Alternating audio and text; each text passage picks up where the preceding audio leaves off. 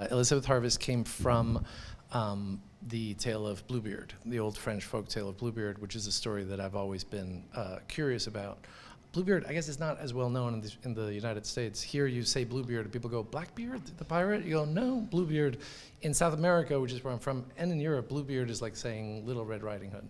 So there's been many versions of this story, which is about a rich nobleman, it's like a 17th century folktale, who's a widower, who marries a young virginal bride and brings her up to his castle, and he showers her with gifts, and he has a ring of keys, and he says, you're allowed to go into any one of these rooms.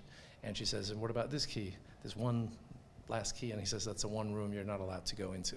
So of course, eventually she goes into the room, and in the original story, the room is a torture chamber where he has murdered his 6 previous wives. So it's a bit of like a Henry VIII kind of tale.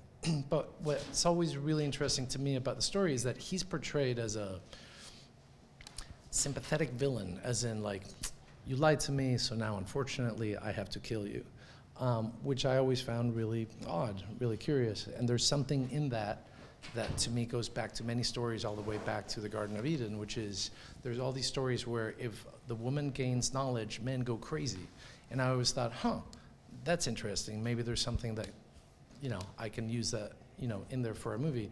But the problem I had with it was that all the backstory had already happened. All the wives had already died, and there were characters that I couldn't really use. Unless I thought the same actress played all the same roles. And then it started taking shape as a story of impossible, violent love and obsession. And that's kind of where it came from. I play a character called Claire Stratton, who is a scientist who is invited to have a meeting in a remote place with her idol, the scientist that she respects the most, and he has sort of gone off the radar, and he's living far away, and she goes for this very sort of mysterious meeting and comes to find that she's been really offered sort of the most morally questionable but scientifically exciting job.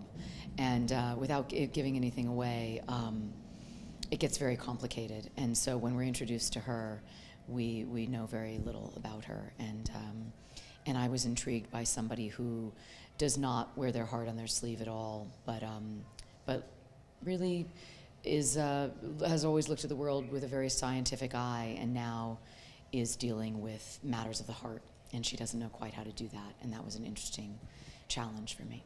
I was drawn to the role because of the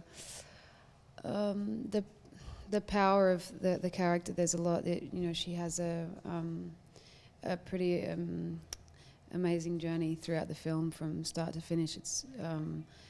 There's a huge amount of development in the character, and she has a really tough journey and manages to come through the other end, having gone through some pretty hectic stuff. And I just like the strength of Elizabeth, and there's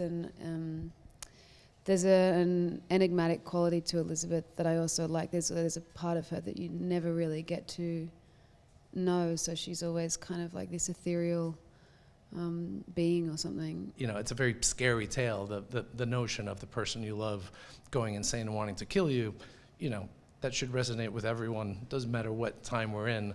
How that relates to me too, it simply means that stories about women should always and have always been as important as stories about men, and there should always be a representation of that. Every movie that I've written or directed has a female protagonist, so I've always been interested in that.